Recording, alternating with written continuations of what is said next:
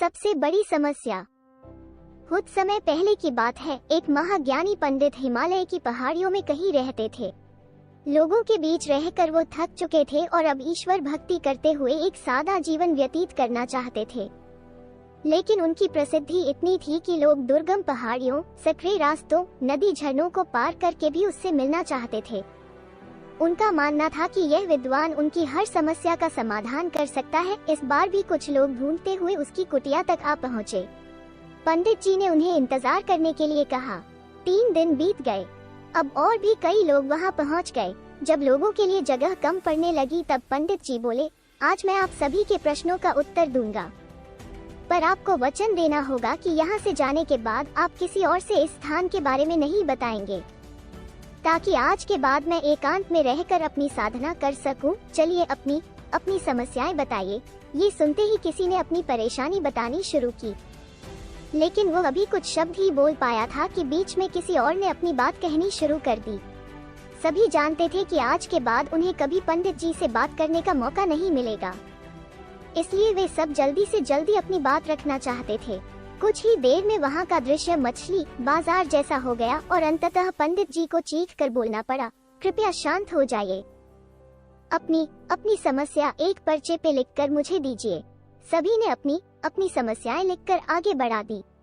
पंडित जी ने सारे पर्चे लिए और उन्हें एक टोकरी में डालकर मिला दिया और बोले, इस टोकरी को एक दूसरे को पास कीजिए। हर व्यक्ति एक पर्ची उठाएगा और उसे पढ़ेगा।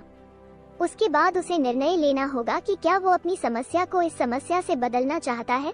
हर व्यक्ति एक पर्चा उठाता, उसे पढ़ता और सहम सा जाता।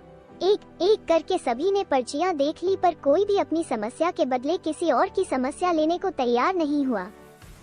सबका यही सोचना था कि उनकी अपनी समस्या चाहे कितनी ही बड़ी क्यों न हो, बाकी लोगों की समस्या जितनी गंभीर नहीं है। 2 घंटे बाद सभी अपनी पर्ची हाथ में ले लौटने लगे। वे खुश थे कि उनकी समस्या उतनी बड़ी भी नहीं है जितना कि वे सोचते थे। फ्रेंड्स, ऐसा कौन होगा जिसकी लाइफ में एक भी प्रॉब्लम न हो? हम सभी के जीवन में समस्याएं हैं। कोई अपनी हेल्थ से परेशान है तो कोई लैक ऑफ वेल्थ से। हमें इस बात को एक्सेप्ट करना चाहिए कि लाइफ है तो छोटी बड़ी समस्याएं आती ही रहेंगी। ऐसे में दुखी होकर उसी के बारे में सोचने से अच्छा है कि हम अपना ध्यान उसके निवारण में लगाएं, और अगर उसका कोई सल्यूशन ही न हो तो अन्य प्रोडक्टिव चीजों पर फोकस करें। हमें लगता है कि सबसे बड़ी समस्या हमारी ही है, पर यकीन जानिए इस दुनिया में लोगों के पास इतनी बड़ी प्रॉब्लम्स हैं कि हमारी तो उनके सामने कुछ भी नहीं। इसलिए ईश्वर ने जो भी दिया है उसके लिए थैंकफुल रहिए और एक खुशहाल जीवन जीने का प्रयास करिए। वीडियो अच्छा लगा तो लाइक एंड सब्सक्राइब कीजिए।